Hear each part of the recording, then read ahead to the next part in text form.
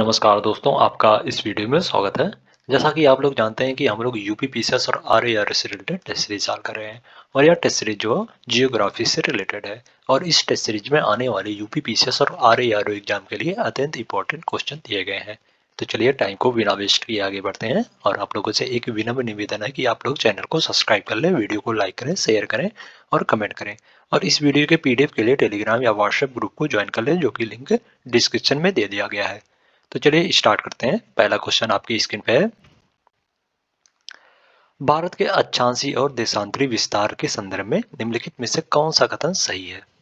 पहला है, भारत का देशांतरी और अक्षांशीय सीमा लगभग 20 डिग्री है और दूसरा कथन है 82 डिग्री 30 मिनट पूर्वी देशांतर को भारतीय मानक समय के लिए मानक मध्यमान रेखा के रूप में चुना गया है। नीचे दिए गए कोड से सही उत्तर का चयन कीजिए।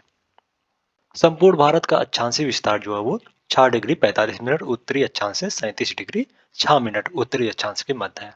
हालांकि मुख्य भूमि का अक्षांशीय विस्तार जो है वो 8 डिग्री 4 मिनट उत्तरी अक्षांश से 37 डिग्री 6 मिनट 37 डिग्री 6 मिनट उत्तरी अक्षांश के मध्य है। ये 6 डिग्री 45 मिनट से अक्षांशीय विस्तार जो है वो भारत का 37 डिग्री 6 मिनट तक है। ओके, अक्षांशीय विस्तार है ये। और देशांतरी विस्तार की बात की जाए तो वो 68 डिग्री 7 मिनट 68 डिग्री 7 मिनट से 97 डिग्री 25 मिनट। तो इन दोनों के मध्य जो है वो 30 डिग्री का लगभग 30 डिग्री का गैप है, अंतराल है। ओके, इन दोनों के मध्य 30 डिग्री का लगभग अंतराल है। ओके, तो इसमें बोला गया है कि भारत की देशांतरी और अक्षांशीय सीमा लगभग 20 डिग्री की है, नहीं 30 डिग्री की है। ओके, तो इसका जो कथन एक है वो गलत हो जाएगा। भारत की देशांतरी और अक्षांशीय सीमा जो है लगभग 30 डिग्री की है, तो इसमें कथन एक जो है वो गलत हो जाएगा। और 82 डिग्री 30 मिनट पूर्वी देशांतर को जो है भारतीय मानक समय के लिए मानक मध्याह्न रेखा के रूप में चुना गया है। तो इसका जो कथन 2 है वो सही है। तो इसमें केवल 2 सही है, तो इसका जो ऑप्शन बी है वो सही हो जाएगा इसमें। नेक्स्ट क्वेश्चन है, एल नीनो के संदर्भ में निम्नलिखित में से कौन सा कथन सही है? पहला कथन है, यह पूर्वी प्रशांत क्षेत्र में पेरू के तट पर गर्म समुद्री धाराओं की उपस्थिति है। और दूसरा कथन है, इसके परिणाम स्वरूप भारतीय उपमहाद्वीप में सामान्य से कम या कम वर्षा होती है। नीचे दिए गए कूट से सही उत्तर का चयन कीजिए। एल नीनो जो है एक जटिल मौसम प्रणाली है जो प्रत्येक 3 से 7 वर्ष में एक बार दिखाई देती है, जो विश्व के विभिन्न हिस्सों में सूखा, बाढ़ या अन्य मौसम संबंधित चरम स्थितियां जो कारण बनती हैं। इस प्रणाली में पूर्वी प्रशांत क्षेत्र में पेरू के तट पर गर्म समुद्री जलधाराओं की उपस्थिति के कारण जो समुद्री और वायुमंडलीय घटनाएं शामिल होती हैं तथा यह भारत सहित जो कई स्थानों पर मौसमों को प्रभावित करती है। एल नीनो जो गर्म भूमध्यरेखीय समुद्री धाराओं का एक विस्तार मात्र है जो अस्थायी रूप से पेरू की ठंडी जलधाराओं या हम्बर्ट धारा द्वारा प्रतिस्थापित हो जाती है। तो इस प्रकार जो कथन एक है वो सही हो जाएगा इसमें। ओके, यह जो पूर्वी प्रशांत क्षेत्र में पेरू के तट पर जो गर्म समुद्री धाराओं की उपस्थिति है और ये समुद्री जलधाराएं जो है वो पेरू के तट पर जल के तापमान में 10 डिग्री तक जो वृद्धि कर देती हैं। 10 डिग्री तक जो है पेरू के तट पर 10 डिग्री तक की वृद्धि कर देती हैं। ओके, ये जलधाराएं एल नीनो। और इसके परिणाम स्वरूप जो भारतीय महाद्वीप में सामान्य से कम या कम वर्षा होती है। तो इस प्रकार जो कथन 2 है वो भी सही हो जाएगा। सॉरी, वो भी सही हो जाएगा। हाँ, तो इसमें दोनों कथन जो है सही है एल नीनो के संदर्भ में। तो इसका जो ऑप्शन सी है वो सही हो जाएगा इसमें। नेक्स्ट क्वेश्चन है, राष्ट्रीय जल वृत्ति मानचित्रण और प्रबंधन कार्यक्रम के संदर्भ में निम्नलिखित में से कौन सा कथन सही है? पहला कथन है, यह ग्रामीण विकास मंत्रालय द्वारा आरंभ की गई एक केंद्रीय क्षेत्रक योजना है। और दूसरा कथन है, यह जल वृत्तों का चित्रण और लक्षण वर्णन करने के लिए भूजल प्रबंधन और विनिमय योजना का एक हिस्सा है। नीचे दिए गए कूट से सही उत्तर का चयन कीजिए। राष्ट्रीय जल वृत्ति मानचित्रण और प्रबंधन कार्यक्रम जो है केंद्रीय भूजल बोर्ड द्वारा क्रियान्वित किया जाता है, ना कि ग्राम विकास मंत्रालय द्वारा। तो इस प्रकार जो कथन एक है वो गलत हो जाएगा इसमें। ओके, और राष्ट्रीय जल वृत्ति मानचित्रण और प्रबंधन कार्यक्रम को भूजल प्रबंधन और विनिमय योजना के एक भाग के रूप में आरंभ किया गया था। तो इस प्रकार जो कथन 2 है वो सही हो जाएगा। तो इसमें केवल 2 सही है, तो इस प्रकार जो ऑप्शन ए है वो सही हो जाएगा इसमें। नेक्स्ट क्वेश्चन है, कर्क रेखा भारत के निम्नलिखित में से किस राज्य से होकर गुजरती है? कर्क रेखा जो है वो भारत के 8 राज्यों से होकर गुजरती है और वे हैं राज्य जो हैं वो गुजरात, राजस्थान, मध्य प्रदेश, छत्तीसगढ़, झारखंड, पश्चिम बंगाल, त्रिपुरा और मिजोरम। इन राज्यों से जो है वो कर्क रेखा होकर गुजरती है। तो इस प्रकार इसमें जो 4 है, ये कर्क रेखा जो है वो मणिपुर से होकर नहीं गुजरती है। ओके, बल्कि राजस्थान, छत्तीसगढ़, त्रिपुरा इन सभी राज्यों से जो कर्क रेखा होकर गुजरती है। तो इसमें 1, 2 और 3 जो है सही हो जाएगा। तो इसका जो ऑप्शन बी है वो सही हो जाएगा इसमें। नेक्स्ट क्वेश्चन है, भारत का निम्नलिखित में से कौन सा राज्य म्यांमार के साथ सबसे लंबी सीमा साझा करता है? Option A Nagaland, option B है मणिपुर, ऑप्शन सी है मिजोरम और ऑप्शन डी है अरुणाचल प्रदेश। म्यांमार के साथ जो राज्य सीमा साझा करते हैं वे है मणिपुर, मिजोरम, असम, नागालैंड और अरुणाचल प्रदेश। भारत का राज्य अरुणाचल प्रदेश जो है वो म्यांमार के साथ जो सबसे ज्यादा सीमा साझा करता है, सबसे लंबा सीमा साझा करता है। तो इसका जो ऑप्शन डी है वो सही हो जाएगा इसमें। नेक्स्ट क्वेश्चन है, वायुमंडल की परतों के संदर्भ में निम्नलिखित में से कौन सा कथन सही है? पहला कथन है पृथ्वी का ओजोन परत क्षोभ मंडल में पाया जाता है और दूसरा कथन है क्षोभ मंडल की ऊंचाई पृथ्वी के ध्रुवों पर कम और भूमध्य रेखा पर अधिक होती है। नीचे दिए गए कूट का उपयोग कर सही उत्तर चुनिए। पृथ्वी का ओजोन परत जो हो समताप मंडल में पाया जाता है, ना कि क्षोभ मंडल में। ओके, या जो पृथ्वी का ओजोन परत जो समताप मंडल में जो पाया जाता है, ना कि क्षोभ मंडल में। तो इसका जो कथन एक है वो गलत हो जाएगा इसमें। और पृथ्वी का क्षोभ मंडल जो पृथ्वी की सतह से औसतन 12 किलोमीटर की ऊंचाई पर विस्तृत है और इसकी ऊंचाई जो पृथ्वी के ध्रुवों पर जो कम होती है, बल्कि भूमध्य रेखा पर जो अधिक होती है। तो इसका जो कथन हुआ वो सही है। तो इसमें केवल 2 सही है। तो इसका जो ऑप्शन ए है वो सही हो जाएगा इसमें। नेक्स्ट क्वेश्चन है, सूची 1 को सूची 2 से सुमेलित कीजिए और सूचियों के नीचे दिए गए कूट का प्रयोग कर सही उत्तर चुनिए। सूची 1 में कोयला क्षेत्र और सूची 2 में राज्य। गिरिडीह कोयला क्षेत्र जो है वो झारखंड में है। तो इस प्रकार ए का 4 से सम्मिलित हो जाएगा। कोरबा कोरबा कोयला क्षेत्र जो है वो कोरबा कोयला क्षेत्र छत्तीसगढ़ में है। तो इस प्रकार 2 का बी का 2 से सम्मिलित हो जाएगा। रानीगंज कोयला क्षेत्र जो है पश्चिम बंगाल में है। तो इस प्रकार सी का 1 से सम्मिलित हो जाएगा। और संगरौली कोयला क्षेत्र जो है वो मध्य प्रदेश में है। तो इस प्रकार डी का 3 से सम्मिलित हो जाएगा। तो इसमें 4, 2, 1, 3 4, 2, 1, 3। तो इसका जो ऑप्शन ए है वो सही हो जाएगा इसमें। ओके, और भारत में कुल कोयला निक्षेपण के मामले में जो 5 राज्य जो है वो सबसे ज्यादा कोयला क्षेत्र जो है वो झारखंड में, फिर उड़ीसा में, फिर छत्तीसगढ़, फिर पश्चिम बंगाल और सबसे लास्ट में मध्य प्रदेश में सबसे कम कोयला क्षेत्र है। तो इसका जो ऑप्शन ए है वो सही हो जाएगा। नेक्स्ट क्वेश्चन है, निम्नलिखित में से कौन सा सही ढंग से सुमेलित नहीं है? पूर्व मानसूनी बौछार फसल या फसलों के लिए उपयुक्त। फूलों वाली बौछार से जो है वो केरल व निकटवर्ती कहवा उत्पादक क्षेत्रों में कहवा के लिए उपयुक्त होता है, ना कि ट्यूलिप फूल के लिए या जो कहवा के लिए उपयुक्त होता है, कहवा के लिए। ओके, कहवा के लिए। तो इस प्रकार जो ऑप्शन ए है वो सही सुमेलित नहीं है। तो इसमें जो ऑप्शन ए है वो सही हो जाएगा। ओके, काला बैसाख जो है जूट उत्पादन के लिए, जूट फसल के लिए उपयुक्त होता है। और बरदोली छीड़ा जो है चाय के लिए उपयुक्त होता है। काला बैसाख जो है वो काला बैसाख जो असम और पश्चिम बंगाल में बैसाख के महीने में शाम को चलने वाली ये भयंकर और विनाशकारी वर्षा युक्त पवने हैं। तो इसमें जो ऑप्शन ए है वो सही हो जाएगा। नेक्स्ट क्वेश्चन है, भारत में चीनी उद्योग के संदर्भ में निम्नलिखित में से कौन सा कथन सही है? पहला कथन है उचित एवं लाभकारी मूल वह न्यूनतम मूल है जो चीनी मिलों को कृषि लागत एवं मूल आयोग की सिफारिश के आधार पर किसानों को देना होता है। और दूसरा कथन है भारत ने वर्ष 2030 तक पेट्रोल में 20% एथेनॉल मिश्रण का लक्ष्य संशोधित किया है। उचित और लाभकारी मूल्य जो हो वह मूल्य होता है जो चीनी मिलों को किसानों को देना होता है, या जो किसी लागत और मूल्य आयोग की सिफारिश के आधार पर राज्य सरकार और अन्य हितधारकों के परामर्श के बाद निर्धारित किया जाता है। तो इस प्रकार जो कथन एक है वो सही हो जाएगा इसमें। ओके, और केंद्र सरकार ने 2030 के बजाय जो 2025-26 में 20% पेट्रोल में इथेनॉल मिश्रण का लक्ष्य संशोधित किया है, ना कि 2030 में। पहले 2030 था या 2025-26 तक इसको संशोधित किया गया है। तो इस प्रकार जो कथन 2 है वो गलत हो जाएगा। तो इसमें केवल एक सही है, तो इसका जो ऑप्शन ए है वो सही हो जाएगा इसमें। नेक्स्ट क्वेश्चन है, समुद्रिक विधि के अनुसार अननयन आर्थिक क्षेत्र एक ऐसा क्षेत्र है। समुद्रिक विधि के अनुसार जो अननयन आर्थिक क्षेत्र जो है एक ऐसा क्षेत्र है जो अपनी आधार रेखा से 20 नॉटिकल मील की दूरी पर समुद्री अभिमुख विस्तृत है। तो इसका जो ऑप्शन ए है वो सही हो जाएगा इसमें। नेक्स्ट क्वेश्चन है, भूप्रकृति के संदर्भ में निम्नलिखित में से कौन सा कथन सही है। पहला कथन है यह प्रकृति में भंगुर है, और दूसरा कथन है महासागरों में भूप्रकृति की मोटाई महाद्वीपों की तुलना में अपेक्षाकृत कम है। नीचे दिए गए कूट से सही उत्तर का चयन कीजिए।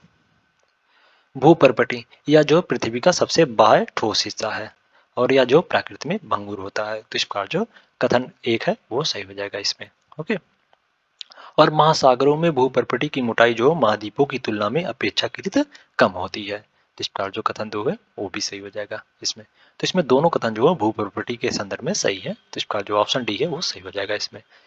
महासागरीय भूप्रकृति की औसत मोटाई जो है 5 किलोमीटर होती है। महासागरों में भूप्रकृति की औसत मोटाई जो है 5 किलोमीटर होती है, जबकि महाद्वीपों में भूप्रकृति की लगभग औसत मोटाई जो है वो 30 किलोमीटर तक होती है। तो इसका जो इसमें डी है वो सही हो जाएगा। नेक्स्ट क्वेश्चन है, निम्नलिखित में से कौन सा राज्य जल विनियामक प्राधिकरण अधिनियम 2005 को लागू करने वाला पहला राज्य है। महाराष्ट्र जो है 2005 में जल विनियामक प्राधिकरण लागू करने वाला पहला राज्य है, तो इसका जो ऑप्शन सी है वो सही हो जाएगा इसमें। नेक्स्ट क्वेश्चन है, अभी तक भारत में कुल जो है वो 11 राज्य जल विनियामक प्राधिकरण लागू किए हैं, तो इसमें see the right answer. Next question है, निम्नलिखित में से किसने प्रथम बार भारत के जलवायु विभाजन संबंधित अध्ययन का प्रयास किया। भारत के जलवायु विभाजन का व्यवस्थित अध्ययन प्रथम बार जो है वर्ष 1889 में भारतीय मौसम विभाग के प्रथम महानिदेशक H.E. ब्लैनफोर्ड द्वारा किया गया था। H.E. ब्लैनफोर्ड द्वारा, तो इसका जो ऑप्शन ए है वो सही हो जाएगा इसमें। इन्होंने जो 1889 में प्रथम बार जो व्यवस्थित अध्ययन किया था। ओके, तो इसमें जो ऑप्शन ए है वो सही हो जाएगा। नेक्स्ट क्वेश्चन है, एकीकृत जल सांभर प्रबंधन कार्यक्रम को किस योजना के अंतर्गत शामिल किया गया है। एकीकृत जल सांभर प्रबंधन कार्यक्रम को जो वो प्रधानमंत्री कृषि सिंचाई योजना के अंतर्गत शामिल किया गया है, तो इसका जो ऑप्शन बी है वो सही हो जाएगा इसमें। नेक्स्ट क्वेश्चन है, पृथ्वी की संरचना के संदर्भ में निम्नलिखित में से कौन सा कथन सही है। पहला कथन है मेंटल के ऊपरी हिस्से को स्थल मंडल कहा जाता है, और दूसरा कथन है कोड बहुत भारी पदार्थ मुख्यतः निकेल और लोहे से बना है। नीचे दिए गए कूट का उपयोग कर सही उत्तर चुनिए। मेंटल के ऊपरी हिस्से को जो दुर्बलता मंडल कहा जाता है, ना कि स्थल मंडल। मेंटल के ऊपरी हिस्से को जो है दुर्बलता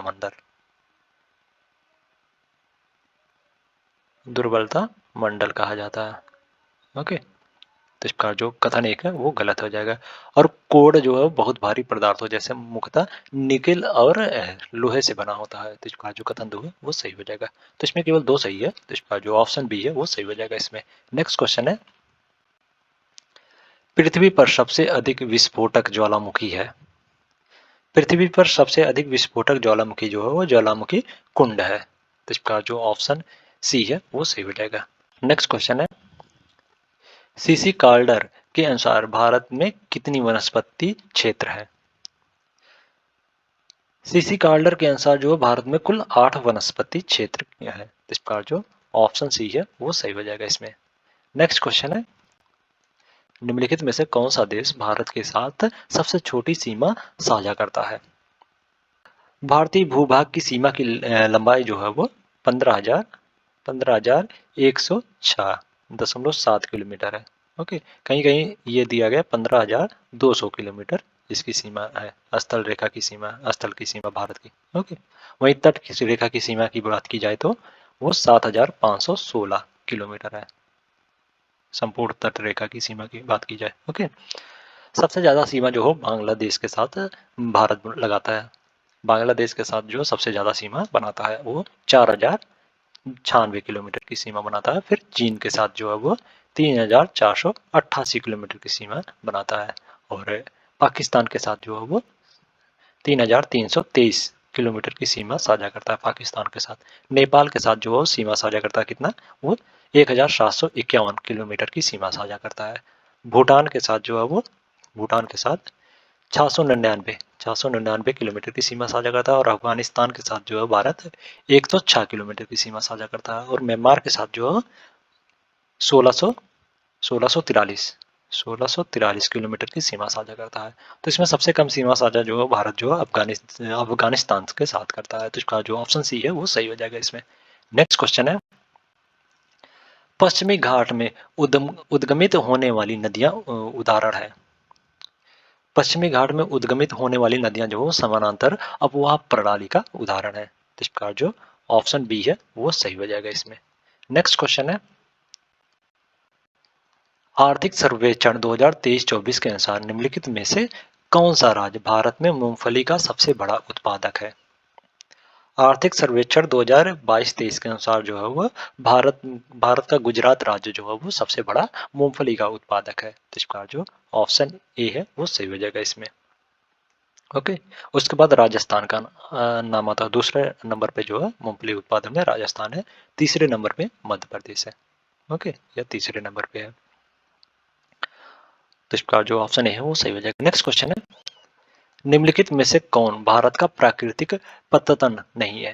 यानी बंदरगाह जो है प्राकृतिक बंदरगाह कौन सा नहीं है, भारत का प्राकृतिक बंदरगाह कौन नहीं है। मुंबई बंदरगाह जो है एक प्राकृतिक बंदरगाह है। मुंबई जो है एक प्राकृतिक पतन बंदरगाह है। ओके, पतन बंदरगाह। और मरमागांव जो हो एक प्राकृतिक बंदरगाह है। मरमागांव, कोची भी एक प्राकृतिक बंदरगाह है। चेन्नई चेन्नई जो है वो एक कृत्रिम बंदरगाह है। कृत्रिम बंदरगाह या जो मानव निर्मित या कृत्रिम बंदरगाह, ना कि प्राकृतिक पतन है। तो इसका जो ऑप्शन डी है वो सही हो जाएगा इसमें। नेक्स्ट क्वेश्चन है, निम्नलिखित में से किस समुद्री तट को ब्लू फ्लैग प्रमाणन प्राप्त नहीं है। इसमें सब बोला गया है किस समुद्री तट को जो ब्लू फ्लैग प्रमाणन प्राप्त नहीं है। ब्लू फ्लैग प्रमाणन यह जो है कि अंतर्राष्ट्रीय स्तर पर मान्यता प्राप्त परिस्थिति की संकेत है, जिसमें 23 मानदंडों के आधार पर प्रदान किया जाता है। इसे जो है 23 मानदंडों के आधार पर प्रदान किया जाता है। और इन मानदंडों को चार प्रमुख शीर्षकों में विभाजित किया गया है। और वे हैं पर्यावरण, शिक्षा और जानकारी, पहला मानदंड है। और दूसरा मानदंड जो है स्नान के जल की गुणवत्ता। और तीसरा है पर्यावरण प्रबंधन। चौथा है समुद्र तट पर संरक्षण और सुरक्षा सेवा। ये चार मानदंडों के आधार पर जो है ब्लू फ्लैग प्रमाणन दिया जाता है किसी समुद्री तट को। भारत में जो है 12 समुद्री तट को ब्लू फ्लैग प्रमाणन प्रदान किया गया। 12 समुद्री तट को जो है वो भारत में ब्लू फ्लैग प्रमाणन प्राप्त है। ओके, इसमें पूछा गया है कौन सा ब्लू फ्लैग प्रमाणन प्राप्त नहीं है, कौन सा तट। तो इसमें जो तारकाली समुद्र तट है और थरंगमबाड़ी समुद्र तट, इन दोनों को जो है वो ब्लू फ्लैग प्रमाणन प्राप्त नहीं है। तो इसमें जो ऑप्शन कथन एक और दो और चार जो है वो ब्लू फ्लैग प्रमाणन प्राप्त नहीं है इन दोनों को। तो इसमें जो ऑप्शन ए है वो सही हो जाएगा इसमें। नेक्स्ट क्वेश्चन है, सूची 1 को सूची 2 से सुमेलित कीजिए और सूचियों के नीचे दिए गए कूट का प्रयोग कर सही उत्तर चुनिए। सूची 1 में चोराबारी हिमनद हिमनद है। और सूची 2 में उसकी स्थिति कहाँ पे स्थित है। चोराबारी हिमनद जो है वो चोराबारी हिमनद जो है वो उत्तराखंड के गढ़वाल हिमालय में स्थित है, उत्तराखंड में है। तो इसका जो ए है वो 3 से सम्मिलित हो जाएगा। जेमू हिमनद जो है पूर्वी हिमालय का सबसे बड़ा हिमनद है। और यह जो लगभग 26 किलोमीटर लंबा है। और यह भारत के सिक्किम के हिमालयी क्षेत्र में कंचनजंगा के आधार पर स्थित है। तो इसका जो बी है वो 2 से सम्मिलित हो जाएगा। जेमू हिमनद जो है सिक्किम में है। तो इसका बी का 2 से सम्मिलित हो जाएगा। और रोंगबुक हिमनद जो है वो तिब्बत में है। तो इसका जो सी है वो 1 से सम्मिलित हो जाएगा। और नुब्रा नोबरा हिमनद जो है वो लद्दाख के उत्तर में हिमालय की काराकोरम और लद्दाख श्रेणी के बीच स्थित है। तो इसका डी का 4 से सम्मिलित हो जाएगा। तो इसमें 3 2 1 4 3 2 1 4। तो इसका जो ऑप्शन सी है वो सही हो जाएगा इसमें। नेक्स्ट क्वेश्चन है, बुग्याल है। बुग्याल बुग्याल जो है वो ऊंची पहाड़ियों में विशाल घास के मैदान है। बुग्याल जो है वो ऊंची पहाड़ियों में विशाल घास का मैदान है। तो इस प्रकार इसमें जो ऑप्शन डी है वो सही हो जाएगा। उच्च उन्नतांश वाले क्षेत्रों में पाए जाने वाले घास के मैदान है बुग्याल। तो इस प्रकार जो ऑप्शन डी है वो सही हो जाएगा। नेक्स्ट क्वेश्चन है, कांगड़ा घाटी प्रसिद्ध है। कांगड़ा घाटी जो है वो लघु हिमालय में स्थित है। ओके, कांगड़ा घाटी लघु हिमालय में स्थित है। लघु हिमालय की कुछ घाटियां जो हो वो है कुल्लू घाटी, कश्मीर घाटी, कांगड़ा घाटी, ये सब घाटियां जो है वो लघु हिमालय में है। तो इस प्रकार जो ऑप्शन बी है वो सही हो जाएगा। नेक्स्ट क्वेश्चन है, प्रायद्वीपीय नदी प्रणाली के संदर्भ में निम्नलिखित में से कौन सा कथन सही है? पहला कथन है, नर्मदा सबसे बड़ी दाहिनी ओर से बहने वाली नदी है जो भ्रंश घाट से होकर बहती है। और दूसरा कथन है, गोदावरी सबसे बड़ी प्रायद्वीपीय नदी है और यह जो अरब सागर में गिरती है। नीचे दिए गए कूट का उपयोग कर सही उत्तर चुनिए। प्रायद्वीपीय नदियों की विशेषता जो है निश्चित मार्ग, विसर्ग का अभाव और जल का अनियमित प्रवाह, ये सभी जो है प्रायद्वीपीय नदियों की विशेषता है। प्रायद्वीपीय नदियों में नर्मदा जो है प्रायद्वीपीय क्षेत्र की पश्चिम की ओर प्रवाहित होने वाली सबसे बड़ी नदी है। पश्चिम की ओर प्रवाहित होने वाली सबसे बड़ी नदी है, ना कि दाहिनी ओर प्रवाहित होने वाली। और यह जो भ्रंश घाट से होकर गुजरती है। तो इस प्रकार जो कथन एक है वो गलत हो जाएगा। ओके, या जो विंध्यन और सतपुड़ा श्रेणी के बीच एक भ्रंश घाट से होकर गुजरती है। सतपुड़ा और विंध्यन के बीच में जो भ्रंश है उससे होकर नर्मदा नदी बहती है पश्चिम की ओर। तो इसमें जो कथन एक है वो गलत हो जाएगा। ओके, और गोदावरी जो सबसे बड़ी प्रायद्वीपीय नदी है और इसे जो दक्षिण का गंगा भी कहा जाता है और यह जो बंगाल की खाड़ी में गिरती है, ना कि अरब सागर में। तो इसका जो कथन दो है वो भी गलत हो जाएगा। तो इसमें केवल कोई भी कथन जो है सही नहीं है। तो इसका जो ऑप्शन डी है वो सही हो जाएगा इसमें। नेक्स्ट क्वेश्चन है, निम्नलिखित में से कौन सा कथन थार रेगिस्तान के लिए सही नहीं है? इसमें पूछा गया कौन सा कथन जो है थार रेगिस्तान के लिए सही नहीं है। थार रेगिस्तान जो है वो गुजरात, हरियाणा, पंजाब तक विस्तृत है। ओके, यह मध्य प्रदेश में विस्तृत नहीं है। गुजरात, हरियाणा और हरियाणा, पंजाब में विस्तृत है केवल। मध्य प्रदेश में इसका विस्तार नहीं है थार रेगिस्तान का। तो इसका जो ऑप्शन डी है वो थार रेगिस्तान के लिए सही नहीं है। तो इसमें जो ऑप्शन डी है वो सही हो जाएगा। नेक्स्ट क्वेश्चन है, निम्नलिखित में से कौन सा शहर मरुस्थल त्रिभुज में शामिल नहीं है? मरुस्थल त्रिभुज, राजस्थान के मरुस्थल में 3 शहर शामिल हैं, जैसलमेर, बीकानेर और जोधपुर, जिन्हें आमतौर पर जो है मरुस्थल त्रिकोण के रूप में जाना जाता है। जैसलमेर, बीकानेर और जोधपुर को जो है वो मरुस्थल त्रिकोण के नाम से जाना जाता है। ओके, इस प्रकार नागौर जो है वो मरुस्थल त्रिभुज में शामिल नहीं है। तो इस प्रकार जो ऑप्शन ए है वो सही हो जाएगा इसमें। नेक्स्ट क्वेश्चन है, निम्नलिखित में से कौन सा युग्म सही सुमेलित नहीं है? डाल्टनगंज क्षेत्र जो है वो कोयला के लिए प्रसिद्ध है। तो इसका जो इसमें कोयला पाया जाता है। तो इसमें जो ऑप्शन ए है वो सही सुमेलित है।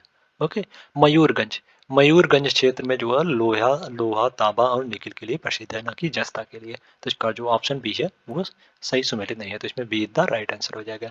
मयूरगंज क्षेत्र जो है वो इसमें लोहा, तांबा तांबा और निकिल, ये सब जो है मयूरगंज क्षेत्र से निकलते हैं, इसके लिए प्रसिद्ध है। तो इसमें जो ऑप्शन बी है वो सही हो जाएगा। नेक्स्ट क्वेश्चन है, जननांगी संक्रमण सिद्धांत के अनुसार भारत विकास के निम्नलिखित में से किस चरण में स्थित है? जननांगी संक्रमण सिद्धांत के अनुसार भारत जो हो विकास के तीसरे चरण में स्थित है। तो इसका जो ऑप्शन सी है वो सही हो जाएगा इसमें। नेक्स्ट क्वेश्चन है, निम्नलिखित पहाड़ियों पर विचार कीजिए और इन्हें उत्तर से दक्षिण की ओर सही अनुक्रम में व्यवस्थित कीजिए। गढ़जात पहाड़ियाँ, जवादी पहाड़ियाँ, नल्ला मलाई पहाड़ी और राजमहल की पहाड़ी। राजमहल की पहाड़ी जो झारखंड में है, ये जो है झारखंड में, झारखंड में ये पहाड़ियाँ हैं। ओके, राजमहल की पहाड़ी झारखंड में है। गढ़जात की पहाड़ी जो उड़ीसा में, गढ़जात की पहाड़ी ये जो है उड़ीसा में है, उड़ीसा में है। और नल्ला मलाई की पहाड़ी जो आंध्र प्रदेश में, नल्ला मलाई की पहाड़ी आंध्र प्रदेश में है, आंध्र प्रदेश। और जवादी पहाड़ी जो तमिलनाडु में है, तमिलनाडु में। इसको जो उत्तर से दक्षिण में व्यवस्थित करना है। तो सबसे उत्तर में जो है राजमहल की पहाड़ी है, फिर उसके बाद गड़जात की पहाड़ी, फिर नल्ला मलाई की पहाड़ी, फिर जवादी पहाड़ी है। ओके, तो इस प्रकार इसमें 4 1 3 2, 4 1 3 2, तो इसका जो ऑप्शन बी है वो सही हो जाएगा इसमें। नेक्स्ट क्वेश्चन है, भारत में जनजातियों के संदर्भ में निम्नलिखित में से कौन सा कथन सही है? पहला कथन है मध्य प्रदेश में भारत की सबसे अधिक जनजाति संख्या है, और दूसरा कथन है भील सबसे बड़ा जनजाति समूह है जिसके बाद जो गोड़ का स्थान है। नीचे दिए गए गुण से सही उत्तर का चयन कीजिए। भारत के सबसे अधिक जनजाति जनसंख्या में जो मध्य प्रदेश है, मध्य प्रदेश में है। मध्य प्रदेश में जो भारत की सबसे अधिक जनजाति जनसंख्या है, तो इस प्रकार जो कथन एक है वो सही हो जाएगा इसमें। और भील जो सबसे बड़ा जनजाति समूह है, उसके बाद जो है वो गोड़ का स्थान आता है, तो इस प्रकार जो कथन दो है वो भी सही है। तो इसमें दोनों कथन जो है सही है, तो इस प्रकार जो ऑप्शन बी है वो सही हो जाएगा इसमें। नेक्स्ट क्वेश्चन है, सूची 1 को सूची 2 से सुमेलित कीजिए और सूचियों के नीचे दिए गए गुण से सही उत्तर का चयन कीजिए। सूची 1 में प्रमुख दर्रे और सूची 2 में राज्य। गोरम घाट दर्रा, गोरम घाट दर्रा जो है वो राजस्थान में है। गोरम घाट दर्रा राजस्थान में स्थित है, तो इस प्रकार ए का 4 से सम्मिलित हो जाएगा। और असीरगढ़ दर्रा, असीरगढ़ दर्रा जो मध्य प्रदेश में है, असीरगढ़ दर्रा, तो इस प्रकार बी का 2 से सम्मिलित हो जाएगा। सेला दर्रा, सेला दर्रा जो है वो अरुणाचल प्रदेश में है, तो इस प्रकार सी का 3 से सम्मिलित हो जाएगा। और मुलिंग दर्रा, मुलिंग दर्रा जो है वो उत्तराखंड में है, तो इस प्रकार डी का 1 से सम्मिलित हो जाएगा। तो इसमें 4 2 3 1, 4 2 3 1, तो इसका जो ऑप्शन डी है वो सही हो जाएगा इसमें। नेक्स्ट क्वेश्चन है, भारतीय वन स्थिति रिपोर्ट के संबंध में निम्नलिखित में से कौन सा कथन सही नहीं है? ऑप्शन ए, यह भारत के वन और वृक्ष आवरण का आकलन है जिसे भारत वन सर्वेक्षण द्वारा प्रत्येक 2 वर्ष में प्रकाशित किया जाता है। और ऑप्शन बी है, राष्ट्रीय स्तर पर वन आवरण में 1540 वर्ग किलोमीटर की निवल वृद्धि हुई है। और ऑप्शन सी है, क्षेत्रफल की दृष्टि से अरुणाचल प्रदेश में देश का सबसे बड़ा वन आवरण स्थित है, उसके बाद मध्य प्रदेश का स्थान है। और ऑप्शन डी, अरुणाचल प्रदेश में पक्के बाघ अभ्यारण्य में सबसे अधिक वन आवरण है। क्षेत्रफल की दृष्टि से सबसे ज्यादा वन आवरण जो है वो मध्य प्रदेश में, ना कि अरुणाचल प्रदेश में। मध्य प्रदेश में जो है सबसे ज्यादा वन आवरण है, उसके बाद जो है वो अरुणाचल प्रदेश का स्थान आता है। दूसरे नंबर पे अरुणाचल प्रदेश या अरुणाचल प्रदेश होगा। ओके, तो इसका जो ऑप्शन सी है वो भारतीय वन स्थिति रिपोर्ट के संदर्भ में सही नहीं है। ओके, ये कथन, तो इस प्रकार जो ऑप्शन सी है वो सही हो जाएगा इसमें। नेक्स्ट क्वेश्चन है, निम्नलिखित में से कौन सा सही सुमेलित नहीं है? जिंदगढ़ा चोटी, जिंदगढ़ा चोटी जो है वो पूर्वी घाट की सबसे ऊंची चोटी है, और यह जो है आंध्र प्रदेश में है, ना कि उड़ीसा में। यह जो है आंध्र प्रदेश में, आंध्र प्रदेश में है। ओके, और यह जो है पूर्वी घाट की सबसे ऊंची चोटी है, तो इसका जो ऑप्शन ए है वो सही सुमेलित नहीं है, तो इसमें जो ऑप्शन ए है वो सही हो जाएगा। और धूपगढ़ी जो मध्य प्रदेश में है, गुरु शिखर राजस्थान में, अन्नामुड़ी जो है केरल में है, तो इसका जो ऑप्शन ए है वो सही हो जाएगा। नेक्स्ट क्वेश्चन है, भूगोल शब्द निम्नलिखित में से किसके द्वारा गढ़ा गया था? भूगोल शब्द जो है वो इरोटोस्टेनीज द्वारा गढ़ा गया था, तो इसका जो ऑप्शन ए है वो सही हो जाएगा। इरोटोस्टेनीज द्वारा जो है भूगोल शब्द का सब प्रयोग किया गया था, भूगोल शब्द की, तो इसमें जो ऑप्शन ए है वो सही हो जाएगा। नेक्स्ट क्वेश्चन है, सूची 1 को सूची 2 से सुमेलित कीजिए और नीचे दिए गए कोड का प्रयोग कर सही उत्तर चुनिए। सूची 1 में जनजाति और सूची 2 में राज्य। लहुला जनजाति जो है वो उत्तराखंड और हिमाचल प्रदेश में निवास करने वाली जनजाति है, तो इसका जो ए है वो 2 से सुमेलित हो जाएगा। चेंचू, चेंचू जनजाति जो तेलंगाना में निवास करने वाली जनजाति है, तो इसका जो 2 है, बी है वो 1 से सुमेलित हो जाएगा। भौना, भौना जनजाति जो है वो महाराष्ट्र में निवास करने वाली जनजाति है, तो इसका जो सी है वो 4 से सुमेलित हो जाएगा। और दामरिया, दामरिया जनजाति गुजरात में निवास करने वाली जनजाति है, तो इस पर डी का 3 से सुमेलित हो जाएगा। तो इसमें 2 1 4 3, 2 1 2 1 4 3, तो इसका जो ऑप्शन सी है, ऑप्शन सी है वो सही हो जाएगा इसमें। नेक्स्ट क्वेश्चन है, मोरीबंद डेल्टा निम्नलिखित में से किस डेल्टा का उपखंड है? मोरीबंद डेल्टा जो है वो बंगाल डेल्टा का एक उपखंड है, जिसका जो ऑप्शन सी है वो सही हो जाएगा इसमें। ओके, नेक्स्ट क्वेश्चन है, गंगा नदी निम्नलिखित में से किस शहर से सिंधु गंगा के मैदान में प्रवेश करती है? गंगा नदी जो है वो हरिद्वार में भारत गंगा के मैदान में प्रवेश करती है, यानी सिंधु गंगा के मैदान में जो गंगा नदी हरिद्वार में प्रवेश करती है। तो इसका जो ऑप्शन ए है वो सही हो जाएगा इसमें। नेक्स्ट क्वेश्चन है, जनगणना 2011 के अनुसार निम्नलिखित राज्यों में से किसका जनसंख्या घनत्व सबसे अधिक है? वर्ष 2011 में बिहार में प्रति वर्ग किलोमीटर 1102 व्यक्ति की जनसंख्या घनत्व है, जो सूचीबद्ध राज्यों में सबसे अधिक है। तो इसका जो ऑप्शन बी है वो सही हो जाएगा। ओके, बिहार राज्य में जो है, इनमें से बिहार राज्य में जो सबसे अधिक जनसंख्या घनत्व है। बिहार की प्रति व्यक्ति जनसंख्या जो है 1102 है। ओके, तो इसका जो ऑप्शन बी है वो सही हो जाएगा। और भारत में सबसे अधिक जनसंख्या वाला क्षेत्र जो है, जनसंख्या घनत्व वाला क्षेत्र जो है वो दिल्ली है। ओके, दिल्ली में सबसे अधिक, राष्ट्रीय राजधानी क्षेत्र दिल्ली में भारत का सबसे अधिक जनसंख्या घनत्व है। ओके, तो इसमें जो ऑप्शन बी है वो सही हो जाएगा। नेक्स्ट क्वेश्चन है, वर्ष 2011 की जनगणना के अनुसार भारत का जनसंख्या घनत्व व्यक्ति प्रति वर्ग किलोमीटर है। भारत का जनसंख्या घनत्व 2011 के सर्वेक्षण से पता चलता है कि भारत में जनसंख्या घनत्व के आंकड़े में काफी वृद्धि हुई है। भारत के जनसंख्या घनत्व जो है वर्ष 2011 के रिकॉर्ड बताते हैं कि वर्ष 2011 में जनसंख्या घनत्व जो है वो 324 से बढ़कर 382 प्रति वर्ग किलोमीटर हो गया है। तो इस प्रकार जो ऑप्शन बी है वो सही हो जाएगा। पहले जो 324 था, 324 से बढ़कर जो 382 हो गया है। तो इसमें जो ऑप्शन बी है वो सही हो जाएगा। नेक्स्ट क्वेश्चन है, वर्ष 2011 की जनगणना के अनुसार भारत का सबसे कम जनसंख्या वाला जिला राज्य है। भारत में वर्तमान में जो है 28 राज्य है। देश की कुल जनसंख्या जो है वर्तमान में 1.21 बिलियन है। राज्य जनगणना 2011 के अनुसार जो भारत में सबसे अधिक जनसंख्या वाला राज्य जो है वो उत्तर प्रदेश है, और सबसे कम जनसंख्या वाला राज्य जो है वो सिक्किम है। तो इसका जो ऑप्शन ही है वो सही हो जाएगा। सबसे अधिक जनसंख्या वाला राज्य जो उत्तर प्रदेश है। ओके, तो इसमें जो ऑप्शन ए है वो सही हो जाएगा। नेक्स्ट क्वेश्चन है, वर्ष 2011 की जनगणना के अनुसार भारत में अनुसूचित जनजातियों का प्रतिशत कितना है? 2011 की जनगणना के अनुसार भारत में अनुसूचित जनजातियों का प्रतिशत जो है वो 8.6% है। तो इसका जो ऑप्शन ए है वो सही हो जाएगा। अनुसूचित जनजाति वाली एसटी की प्रतिशत जो है वो 8.6 है। तो इसमें जो ऑप्शन ए है वो सही हो जाएगा। नेक्स्ट क्वेश्चन है, वर्ष 2011 की जनगणना के अनुसार भारत की महिला साक्षरता दर है।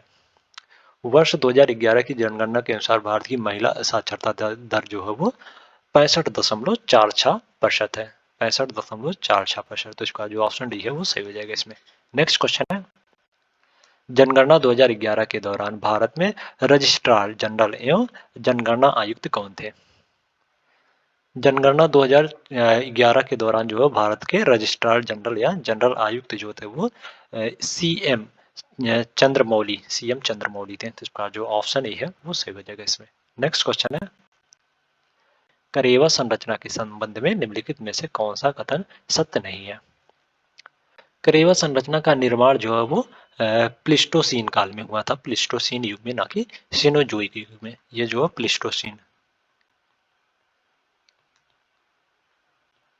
प्लिस्टोसीन काल में हुआ था इसका निर्माण। ओके, ना कि सिनोजोइक काल में। तो इसका जो ऑप्शन डी है वो सही नहीं है करेवा संरचना के संदर्भ में। तो इसका जो ऑप्शन डी है वो सही हो जाएगा इसमें। ओके, नेक्स्ट क्वेश्चन है, बाढ़ प्रबंधन और सीमा क्षेत्र कार्यक्रम के संदर्भ में निम्नलिखित में से कौन सा कथन सही है, कौन सा कथन जो सही है? पहला कथन है, यह एक केंद्र प्रायोजित योजना है, और दूसरा कथन है, यह योजना 5 वर्ष के लिए संचालित की गई थी। केंद्रीय मंत्रिमंडल ने जल संसाधन, नदी विकास और गंगा संरक्षण विभाग द्वारा प्रस्तावित केंद्र प्रायोजित योजना बाढ़ प्रबंधन और सीमा क्षेत्र कार्यक्रम को वर्ष 2021-22 से वर्ष 2025-26 की अवधि के लिए जारी रखने की मंजूरी दी थी। तो इस कार्य में जो ऑप्शन ए कथन एक है वो सही हो जाएगा। या जो है वो बाढ़ प्रबंधन और सीमा क्षेत्र कार्यक्रम जो है एक केंद्र प्रायोजित योजना थी, और इसको जो है 5 वर्ष के लिए संचालित की गई थी। यह योजना 2021-22 से शुरू हुआ था, 21-22 से शुरू हुआ था, और यह जो 2025-26 तक इसको जारी रखा जाएगा। ओके, तो इसका जो कथन 2 है वो भी सही हो जाएगा। तो इसमें दोनों कथन जो है बाढ़ प्रबंधन और सीमा क्षेत्र कार्यक्रम के संबंध में सही है। तो इसका जो ऑप्शन बी है वो सही हो जाएगा इसमें। नेक्स्ट क्वेश्चन है, राष्ट्रीय भूमि अभिलेख आधुनिकीकरण कार्यक्रम का नाम बदलकर क्या रख दिया गया है? राष्ट्रीय भूमि अभिलेख आधुनिकीकरण कार्यक्रम का नाम बदलकर जो है वो डिजिटल इंडिया भूमि अभिलेख आधुनिकीकरण कार्यक्रम रख दिया गया है। डिजिटल इंडिया भूमि अभिलेख आधुनिकीकरण कार्यक्रम जो है वो राष्ट्रीय भूमि अभिलेख आधुनिकीकरण कार्यक्रम का नाम बदलकर रखा गया है। तो इसका जो ऑप्शन सी है वो सही हो जाएगा इसमें। नेक्स्ट क्वेश्चन है, भारत की लेटराइट मिट्टी के संदर्भ में निम्नलिखित में से कौन सा कथन सही है? पहला कथन है, इस मिट्टी में आयरन ऑक्साइड और पोटास की कमी होती है। और दूसरा कथन है, यह मृदा काजू की खेती के लिए उपयुक्त होती है। नीचे दिए गए कोड से सही उत्तर का चयन कीजिए। लेटराइट मिट्टी जो है ये उच्च तापमान और अधिक वर्षा वाले क्षेत्र में विकसित होती है और इन मृदा में जो कार्बनिक पदार्थ नाइट्रोजन, फास्फेट और कैल्शियम की कमी होती है, जबकि आयरन ऑक्साइड और पोटास अधिक मात्रा में होते हैं। तो इसका जो कथन एक है वो गलत हो जाएगा। इन मृदा में जो है आयरन ऑक्साइड और पोटास जो है वो ये सभी जो है अधिक मात्रा में होते हैं। ओके, आयरन ऑक्साइड और पोटास अधिक मात्रा में होते हैं। तो इसका जो कथन एक है वो गलत हो जाएगा। और यह मृदा जो काजू की खेती के लिए उपयुक्त होता है। तो इसका जो कथन दो है वो सही है। तो इसमें जो कथन दो है केवल वो सही है लेटराइट मिट्टी के संदर्भ में। तो इसका जो ऑप्शन सी है वो सही हो जाएगा इसमें। नेक्स्ट क्वेश्चन है, मरुस्थलीकरण के संदर्भ में निम्नलिखित में से कौन सा कथन सही है? पहला कथन है, मरुस्थलीकरण के कारण शुष्क भूमि की जैविक उत्पादकता कम हो जाती है। और दूसरा कथन है, जुताई और अधिक सिंचाई से मृदा की खनिज संरचना विकृत हो जाती है। नीचे दिए गए कोड से सही उत्तर का चयन कीजिए।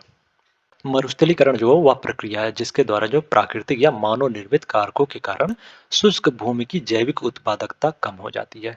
इसका तात्पर्य जो मौजूदा रेगिस्तान का विस्तार नहीं है। तो इस प्रकार जो कथन एक है वो सही हो जाएगा। मरुस्थलीकरण के कारण जो शुष्क भूमि की जैविक उत्पादकता जो कम हो जाती है। तो इस प्रकार जो कथन एक है वो सही हो जाएगा।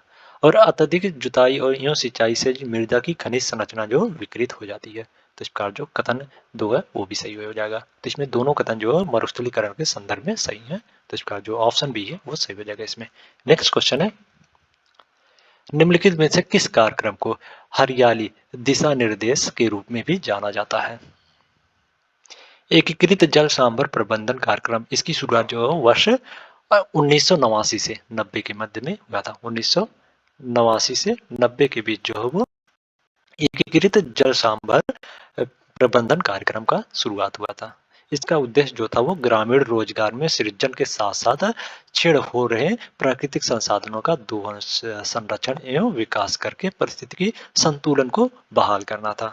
और वर्ष 2003 में जो है वो इसे जो हरियाली दिशा निर्देश नाम दिया गया।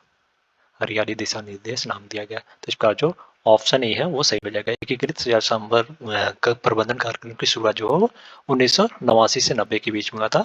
1989 से 90 के बीच में। और 2003 में जो इसे हरियाली दिशा निर्देश नाम दिया गया। तो इसका जो ऑप्शन ए है वो सही हो जाएगा। नेक्स्ट क्वेश्चन है, कैम्बेलूनी क्षेत्र संबंधित है। कैम्बेलूनी क्षेत्र जो है वो कैम्बेलूनी क्षेत्र जो है वो तेल रिफाइनरी से संबंधित है। तो इसका जो ऑप्शन डी है वो सही हो जाएगा। या जो गुजरात का तेल रिफाइनरी क्षेत्र है, गुजरात में। ओके, तो इसका जो ऑप्शन डी है वो सही हो जाएगा। नेक्स्ट क्वेश्चन है, निम्नलिखित में से कौन सा बांध बराक नदी पर स्थित है? कौन सा बांध जो है बराक नदी पर स्थित है? बराक नदी जो दामोदर नदी की प्रमुख सहायक नदी है। दामोदर की सहायक नदी जो बराक नदी है।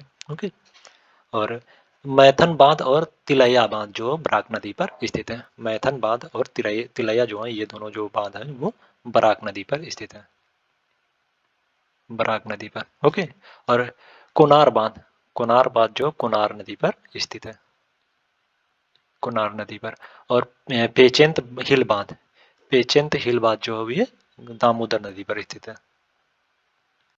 दामोदर पे स्थित है, दामोदर नदी पर। ओके, तो इस प्रकार इसमें 1 और 3 जो है सही है। तो इस प्रकार जो ऑप्शन डी है वो सही हो जाएगा इसमें। नेक्स्ट क्वेश्चन है, भारतीय मानक ब्यूरो ने भारत को कितने भूकंपीय क्षेत्र में वर्गीकृत किया है? भारतीय मानक ब्यूरो ने ऐतिहासिक भूकंपीय गतिविधियों के आधार पर भारत के क्षेत्रों को 4 भूकंपीय जोन में वर्गीकृत किया है। और ये जोन जो है वो 2,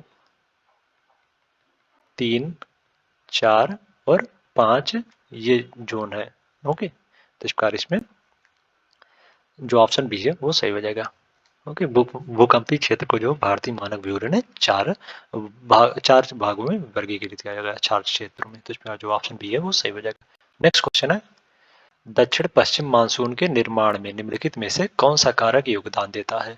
पहला है भूमि और समुद्र का विभेदक तपन और शीतलन, और दूसरा कथन है गंगा के मैदान पर अंतर उष्णकटिबंधीय अभिसरण क्षेत्र का स्थानांतरण, और तीसरा कथन है उष्ण कटिबंधीय पूर्वी जेट धारा, और चौथा है तिब्बती पठार का गर्म होना। नीचे दिए गए कूट से सही उत्तर का चयन कीजिए। दक्षिण पश्चिम मानसून निर्माण को प्रभावित करने वाले कारक जो हैं ये सभी हैं। ओके, इस दक्षिण पश्चिम मानसून को निर्माण में योगदान देते हैं ये सभी कारक। ओके, तो इसका जो ऑप्शन सी है वो सही हो जाएगा इसमें। नेक्स्ट क्वेश्चन है, नर्मदा नदी निम्नलिखित में से किस राज्य से होकर नहीं बहती है? नर्मदा नदी जो है वो उत्तर और दक्षिण भारत के बीच एक पारंपरिक सीमा के रूप में कार्य करती है। मैकाल पर्वत की अमरकंटक चोटी से जो है 1312 किलोमीटर पश्चिम में स्थित है, और यह जो खंबात की खाड़ी की ओर जो प्रभावित होती है। नर्मदा नदी जो खंबात की खाड़ी की ओर प्रभावित होती है, और यह जो गुजरात, मध्य प्रदेश, राजस्थान से होकर बहती है। छत्तीसगढ़ से जो नर्मदा नदी नहीं बहती है। तो इसका जो ऑप्शन डी है वो सही हो जाएगा इसमें। नेक्स्ट क्वेश्चन है, पीर पांजल, धौलाधर और महाभारत पर्वतमालाएं निम्नलिखित में से किस हिमालय का हिस्सा है? पीर पांजल, धौलाधर और महाभारत पर्वतमालाएं जो है वो लघु हिमालय का हिस्सा है। तो इसका जो ऑप्शन बी है वो सही हो जाएगा इसमें। नेक्स्ट क्वेश्चन है, निम्नलिखित में से कौन सा राज्य अटल भूजल योजना में शामिल नहीं है? अटल भूजल योजना में कुल 7 राज्य जो शामिल है, और वे जो है गुजरात, हरियाणा, कर्नाटक, मध्य प्रदेश, महाराष्ट्र, राजस्थान और उत्तर प्रदेश। ओके, तो इस प्रकार जो बिहार है वो अटल भूजल योजना में शामिल नहीं है। तो इसमें जो ऑप्शन बी है वो सही हो जाएगा इसमें। नेक्स्ट क्वेश्चन है, निम्नलिखित में से कौन सा परमाणु ऊर्जा स्टेशनों की साइटें नहीं है? मणिकरण और पूगावेली जो है वो परमाणु ऊर्जा स्टेशनों की साइट नहीं है। तो इस प्रकार इसमें जो 2 और 4 है वो सही हो जाएगा। तो इसमें जो ऑप्शन ए है वो सही हो जाएगा इसमें। ओके, और कलकप्पम परमाणु ऊर्जा स्टेशन जो है वो तमिलनाडु में है, या जो तमिलनाडु में है, तमिलनाडु में है। और तारापुर तारापुर परमाणु ऊर्जा स्टेशन जो है वो महाराष्ट्र में है, महाराष्ट्र में। ओके, तो इसमें जो ऑप्शन ए है वो सही हो जाएगा। नेक्स्ट क्वेश्चन है, भारत में खनिजों के वितरण के संदर्भ में निम्नलिखित कथनों पर विचार कीजिए। पहला कथन है भारत विश्व में आभ्रक का सबसे बड़ा आयातक है, और दूसरा कथन है भारत विश्व के प्रमुख उत्पादकों और नमक के निर्यातकों में से एक है। उपरोक्त कथनों में से कौन सा गलत है? इसमें कौन सा गलत है ये पूछा गया। आभ्रक के भंडार जो मुख्य रूप से झारखंड, बिहार, आंध्र प्रदेश और राजस्थान में पाए जाते हैं, और भारत जो विश्व में आभ्रक का सबसे बड़ा उत्पादक और निर्यातक है, ना कि आयातक। तो इसका जो कथन एक है वो गलत हो जाएगा। या जो भारत जो है सबसे बड़ा उत्पादक भी है और निर्यातक भी है। निर्यातक, निर्यातक। ओके, तो इसमें जो कथन एक है वो गलत हो जाएगा। और भारत जो है वो विश्व के प्रमुख नमक उत्पादक और निर्यातक में से एक है। तो इसका जो कथन 2 है वो सही हो जाएगा। तो इसमें पूछा गया कौन सा कथन जो गलत है, तो इसमें केवल एक गलत है। तो इसका जो ऑप्शन बी है वो सही हो जाएगा इसमें। नेक्स्ट क्वेश्चन है, ऊर्जा के निम्नलिखित स्रोतों में से कौन सा बरीड सनशाइन के रूप में जाना जाता है? कोयला को जो बरीड सनशाइन के नाम से जाना जाता है। तो इसका जो ऑप्शन बी है वो सही हो जाएगा इसमें। नेक्स्ट क्वेश्चन है, सूर्य की सीधी किरणें भूमध्य रेखा पर गिरती हैं। सूर्य की सीधी किरणें जो है वो 21 मार्च और 23 सितंबर को सूर्य की सीधी किरणें जो भूमध्य रेखा पर गिरती हैं। तो इसका जो ऑप्शन बी है वो सही हो जाएगा। 21 मार्च और 23 सितंबर को जो सूर्य की किरणें जो भूमध्य रेखा पर सीधे गिरती हैं। 23 सितंबर को जो उत्तरी गोलार्ध में शरद ऋतु होता है, शरद ऋतु का मौसम होता है उत्तरी गोलार्ध में। ये देखो, ये है उत्तरी गोलार्ध में। इस गोलार्ध में जो शरद ऋतु 23 सितंबर को 23 सितंबर को 23 सितंबर का ये सिचुएशन है। 23 सितंबर में इसमें उत्तरी गोलार्ध में जो शरद ऋतु होगा, शरद ऋतु, शरद ऋतु। ओके, और दक्षिणी गोलार्ध में जो है वो वसंत ऋतु होगा। वहीं अगर 21 जून की बात की जाए, 21 जून, 21 मार्च सॉरी 21 मार्च में 21 मार्च में उत्तरी गोलार्ध में जो वसंत ऋतु होगा वसंत ऋतु, और दक्षिणी गोलार्ध में जो शरद ऋतु होगा। ओके, तो इसका जो ऑप्शन बी है वो सही हो जाएगा इसमें। नेक्स्ट क्वेश्चन है, उष्णकटिबंधीय पर्णपाती वनों में निम्न कौन सा वृक्षों की प्रजाति पाई जाती है? कौन से वृक्षों की प्रजाति जो उष्णकटिबंधीय पर्णपाती वनों में पाई जाती है? उष्णकटिबंधीय पर्णपाती वनों की महत्वपूर्ण वृक्ष जो साल, टीक, पीपल, नीम और शीशम, ये सभी जो हो उष्णकटिबंधीय पर्णपाती वनों की प्रजातियां हैं। इस प्रकार इसमें 1, 2 और 3, ये तीन जो है सही है। 1, 2 और 4 जो है सही हो जाएगा। तो इस प्रकार जो ऑप्शन सी है वो सही हो जाएगा। साल, नीम, शीशम, ये जो है उष्ण पर्णपाती वनों की प्रजातियां हैं। ओके, आबनूस, आबनूस जो है उष्ण कटिबंधीय पर्णपाती वनों की प्रजाति नहीं। और उष्ण कटिबंधीय पर्णपाती की वनों की एक खास विशेषता यह है कि ये विशेष समय में पर अपनी पत्तियां जो गिरा देते हैं कुछ विशेष समय पर। ओके, तो इसका जो ऑप्शन सी है वो सही हो जाएगा। नेक्स्ट क्वेश्चन है, निम्नलिखित में से कौन सी नदियां बंगाल की खाड़ी में गिरती हैं? महानदी, गोदावरी, किचड़ा, कावेरी। नीचे दिए गए कोड से सही उत्तर का चयन कीजिए। बंगाल की खाड़ी में गिरने वाली नदियां जो हैं वो महानदी, गोदावरी, किचड़ा, कावेरी, ये सभी जो हैं बंगाल की खाड़ी में गिरने वाली नदियां हैं। ओके, तो इस प्रकार इसमें जो ऑप्शन डी है वो सही हो जाएगा। नेक्स्ट क्वेश्चन है, सूची 1 को सूची 2 से सुमेलित कीजिए और नीचे दिए गए कोड का प्रयोग कर सही उत्तर चुनिए। सूची 1, हारमुख। हारमुख जो है जम्मू और कश्मीर उत्तर भारत में महान हिमालय का एक पर्वत शिखर है। तो इस प्रकार जो ए है वो 1 से सुमेलित हो जाएगा। ओके, कामेट पर्वत, कामेट पर्वत जो है उत्तराखंड में हिमालय का एक पर्वत शिखर है। तो इस प्रकार जो बी है वो 2 से सुमेलित हो जाएगा। कांगडो, कांगडो जो है उत्तर प्रदेश में पश्चिम अरुणाचल प्रदेश में एक पर्वत शिखर है। तो इस प्रकार जो सी है वो 3 से सुमेलित हो जाएगा। डोटा बेट्टा, डोटा बेट्टा जो है वो तमिलनाडु में एक पर्वत शिखर है। ओके, तो इसका जो डी है वो 4 से सुमेलित हो जाएगा। तो इसमें 1, 2, 3, 4 इधर राइट आंसर हो जाएगा। तो इसमें जो ऑप्शन है वो सही हो जाएगा इसमें। नेक्स्ट क्वेश्चन है, निम्नलिखित में से किस चट्टान को वितलीय शैल भी कहा जाता है? आग्नेय शैल, आग्नेय शैल जो पृथ्वी के आंतरिक भाग में मैग्मा और लावा से निर्मित होते हैं। इन्हें जो प्राथमिक चट्टान के रूप में जाना जाता है। जब मैग्मा ऊपर की ओर गति करते हुए ठंडी होकर ठोस रूप में परिवर्तित हो जाता है तो उसे आग्नेय शैल कहते हैं। आग्नेय शैल के उदाहरण जो है ग्रेनाइट और बेसाल्ट, ये सभी जो आग्नेय शैल के उदाहरण है। और आग्नेय शैल को जो वितलीय शैल भी कहा जाता है। तो इसका जो ऑप्शन ए है वो सही हो जाएगा इसमें। नेक्स्ट क्वेश्चन है, मानव संसाधन विकास मंत्रालय का गठन किया गया था। मानव संसाधन विकास मंत्रालय का गठन जो 26 सितंबर 1985 को लोगों के कौशल में सुधार करने के उद्देश्य से गठित किया गया था। तो इसका जो ऑप्शन बी है वो सही हो जाएगा इसमें। नेक्स्ट क्वेश्चन है, निम्नलिखित में से कौन सा लघु उद्योग है? इसमें से कौन सा लघु उद्योग है? ओके, लघु उद्योग जो है वो रेशम बुनाई, खाद्य प्रसंस्करण उद्योग, कुटीर और लघु उद्योग एक प्रकार के लघु उद्योग हैं जहां उत्पादों का निर्माण जो कारीगरों द्वारा हाथ से किया जाता है। तो इस प्रकार इसमें रेशम बुनाई, खाद्य प्रसंस्करण और कुटीर उद्योग ये सभी जो है एक लघु उद्योग है, लघु उद्योग है। ओके,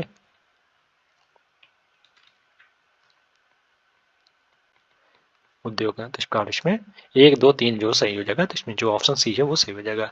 ऑटोमोबाइल उद्योग, ऑटोमोबाइल उद्योग जो है ये वृहद उद्योग है, वृहद उद्योग है। ओके, वृहद उद्योग के अंतर्गत आता है। तो इसका जो कथन 4 है वो गलत हो जाएगा। तो इसमें 1, 2, 3 सही है तो सीधा राइट आंसर हो जाएगा। नेक्स्ट क्वेश्चन है, सूची 1 को सूची 2 से सुमेलित कीजिए और नीचे दिए गए कोड का प्रयोग का सही उत्तर चुनिए। सूची 1, मुंबई पुणे क्षेत्र, मुंबई पुणे क्षेत्र, मुंबई पुणे क्षेत्र जो भारत के पश्चिमी भाग में स्थित है, भारत के पश्चिमी भाग में स्थित है। और यह क्षेत्र कपड़ा उद्योग के लिए जाना जाता है। इस प्रकार इसमें ए का 4 से सुमेलित हो जाएगा। बेंगलुरु तमिलनाडु क्षेत्र, बेंगलुरु तमिलनाडु क्षेत्र जो है भारत के दक्षिण भाग में स्थित है। और यह क्षेत्र जो है अपने सूचना प्रौद्योगिकी और सॉफ्टवेयर उद्योग के लिए, उद्योग के साथ साथ एरोस्पेस तथा बायोटेक्नोलॉजी क्षेत्र के लिए भी जाना जाता है। तो इस प्रकार इसमें बी है जो है वो 3 से सुमेलित हो जाएगा। गुजरात क्षेत्र, गुजरात क्षेत्र जो भारत के पश्चिमी भाग में स्थित है और यह क्षेत्र जो अपने रासायनिक और इंजीनियरिंग उद्योग और कपड़ा और दवा क्षेत्रों के लिए जाना जाता है, दवाई क्षेत्र के लिए यानी फार्मास्यूटिकल क्षेत्र के लिए जो गुजरात क्षेत्र जाना जाता है। तो इस प्रकार सी का 2 से सम्मिलित हो जाएगा।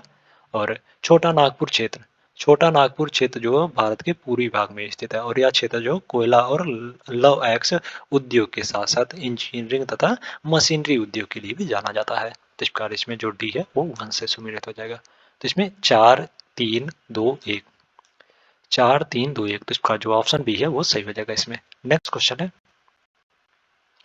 निम्नलिखित में से किसे भारत का मानचेस्टर कहा जाता है? भारत का मानचेस्टर जो है वो अहमदाबाद, गुजरात के अहमदाबाद को जो है भारत का मानचेस्टर कहा जाता है। तो इसका जो ऑप्शन डी है वो सही हो जाएगा इसमें। तो आज के लिए इतना ही। अगले नेक्स्ट वीडियो में हम लोग नेक्स्ट टेस्ट सीरीज लेके आएंगे। अगर वीडियो अच्छी लगी हो तो वीडियो को लाइक कर दें और इसी प्रकार के वीडियो के लिए चैनल को सब्सक्राइब कर लें। Thank you so much.